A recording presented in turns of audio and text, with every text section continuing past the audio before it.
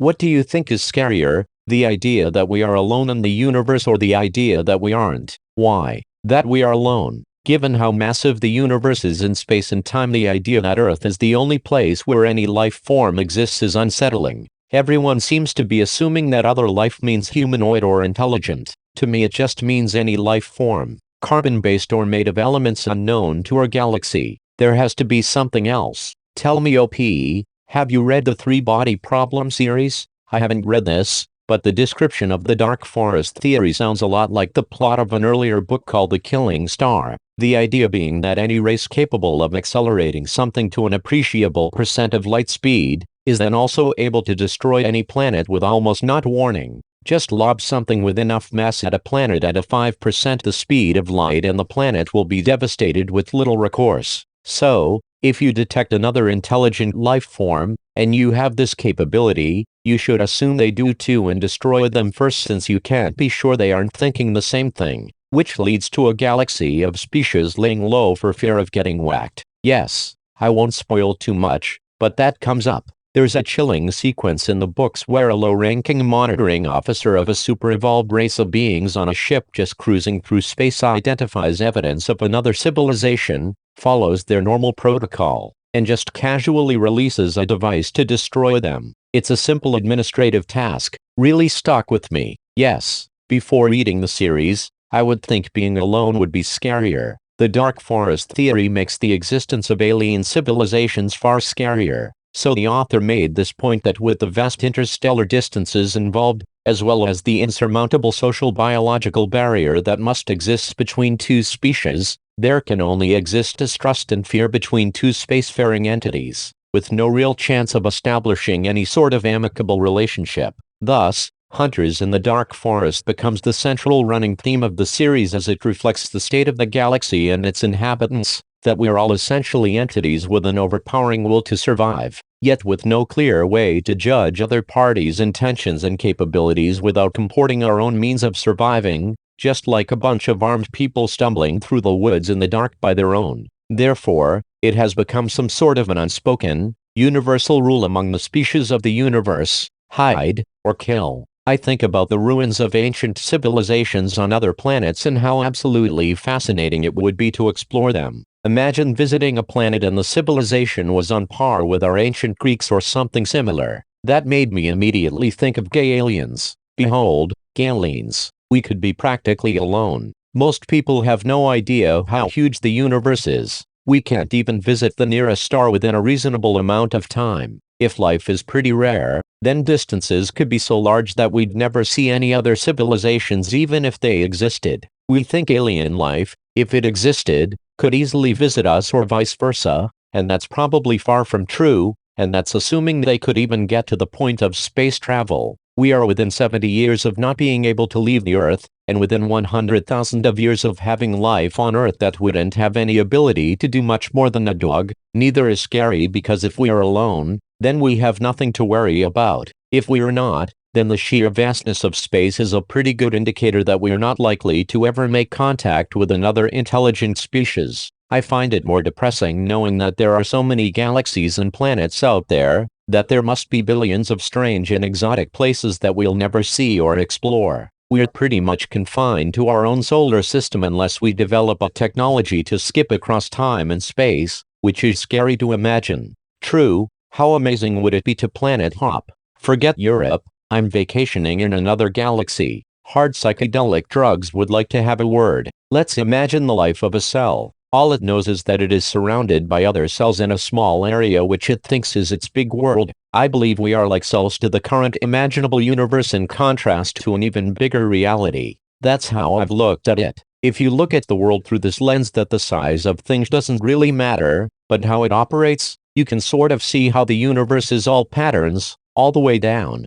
Size absolutely matters. Physical laws work the same way for microorganisms as larger beings because our cellular units and molecules are actually the same size. We've seen things as big as they can't get. After that they collapse into singularities, so nothing can be bigger than that. Also, unlike microorganisms, we have the capability to see far enough away to grasp things much larger than us. Is it possible that there is another set of physical laws governing some universe of which ours is just an atomic particle? Sure, but you can literally just say anything at that point. Cavemen had no idea about whales, whales had no idea about cavemen. Both existed, but neither believed the other existed because their minds couldn't comprehend it. There are more stars in the universe than there are all of the grains of sand on Earth. Many of those stars have multiple planets orbiting them. There is life. Distance and the great filter are far more terrifying to me. Well, the idea that we'll never know. There are lots of paradoxes and problems regarding aliens, if they are there at all.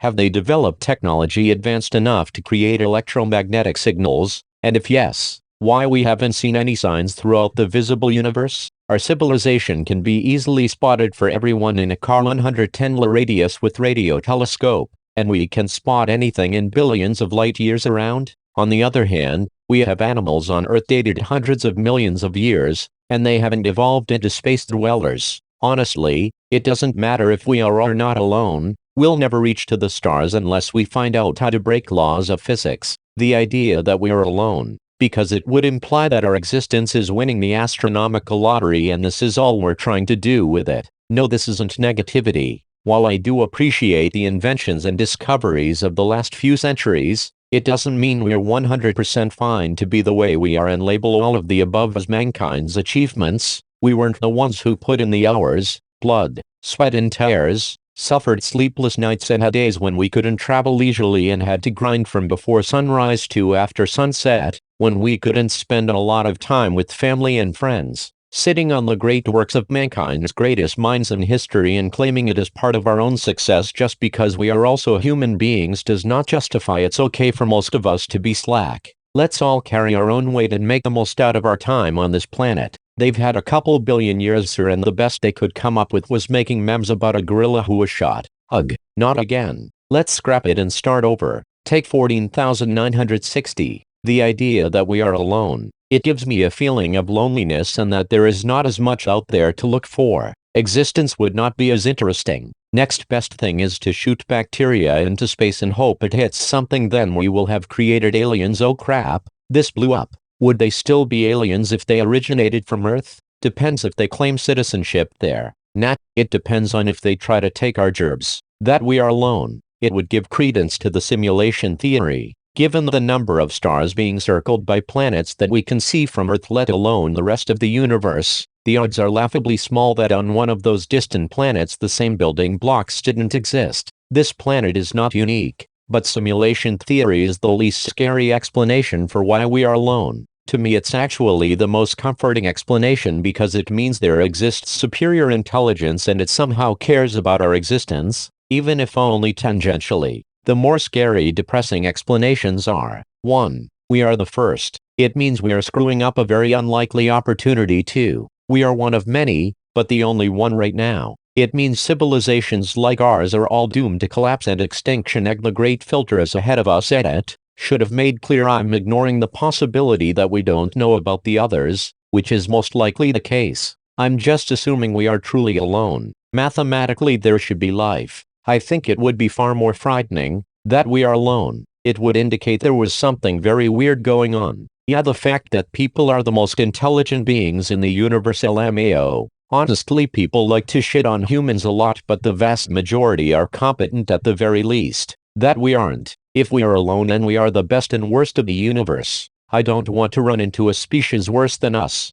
Also, great filters. Hopefully we have beaten the odds and have managed to secure a place in a hostile universe. Great video by Cars Just Sagged. I think the scariest thing is that if an asteroid hit Earth right now and destroyed everything, nothing that we know of will recognize any record of anything that ever happened on Earth. There will be nothing to account for the loss of Earth. So if there is nothing out there to do that, then it's like Earth never existed at all. Scary. Actually, we sent out proof of our existence on probes we sent into outer space in the hopes alien life might find them. They have some cool stuff like a star map to Earth and recordings of various humans. Alone. It's theoretically impossible for us to be alone, but if we are the first last thinking life forms in the universe, that's a depressing thought, cause that means someday, the last human being will die out and that will be the end of all progress. Sure, life will go on, but would another species step up and do better than us? Can they? Will they? I guess the not knowing is the worst part of it.